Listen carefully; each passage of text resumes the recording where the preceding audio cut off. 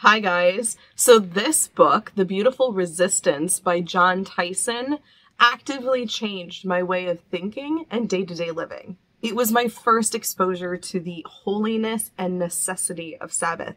This book helped me think about new ways of what we should be doing while we're in Sabbath. And so, to reorient and refresh, I want to deviate from the rest of God to share Jon Tyson's points with you today. There is also a fantastic sermon about the exact same topic, and I'll link it at the end of this video. So, essentially, Jon Tyson shares 4 categories of Sabbath: resisting work, resting and restoration, remembering our true identities, and reveling in God's goodness. It's the second 2 that I really want to touch on more heavily. But first, resisting work.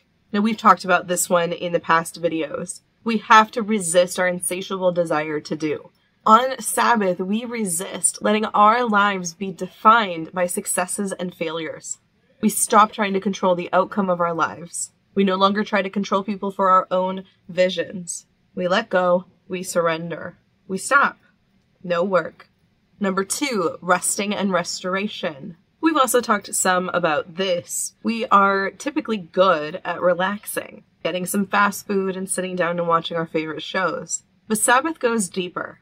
It's not just a day off, not just a time to catch up on chores and tasks. Exodus 31:17 says, "It is a sign forever between me and the Israelites that in 6 days the Lord made heaven and earth, and on the 7th day he rested and was refreshed."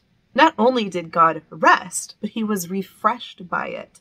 By going from exhaustion to rest, we go from anxiety to peace, from control to surrender. Rest is intentional. It's a skill. And we need multiple kinds of rest. Now, this is a little interesting. We need spiritual rest. Instead of being on mission for God, we do things for his kingdom, the time to enjoy God's good gifts. We need physical rest, to sleep deeply, delight our senses, release stress, step back and recover from the pace of modern life. We need emotional rest, to lower our guard and be ourselves before God, to lay down the concerns and conflicts for the week, and to be known and loved by him. And we need intellectual rest, to stop from spending so much time deconstructing lies and stories, and instead feast on the truth. And we need social rest, to break from being on and giving out to those around us. This is a time of acceptance and love from the Father and our closest friends. When we rest, our whole being will recover and reset the central pieces of our hearts and lives. Number 3, remembering our true identities. Jesus not only saves our souls, but he saves our sense of self. On the Sabbath, we embrace our God-given identities as children dearly loved by God. We don't have to achieve success, make a difference for God, or change the world. Today, we simply enjoy being with him. We nurture our truest identity and let the rest fall away. This weekly time means releasing ambition, and it allows us to embrace who we really are. This is our weekly reminder that we are not what we do, but we are who we are loved by. The Sabbath and the Gospels say the same thing. We do not work so that we get to a place where we can finally breathe and rest. Rather, we breathe and enjoy God so that we enter into rest. Number 4, reveling in God's goodness. Okay, this is the point that I really wanted to get to today. This is the final movement of Sabbath. The joy that comes from reveling in the good things that God has provided. We live in this culture that wants to numb us with senseless pleasures so that we have to recover the wonder of godly delight. But we don't want sin to look good to us, so we need to rearrange our lives so that it doesn't. Faith is not only about self-denial, but also about biblical delight in feasting on the good things from God.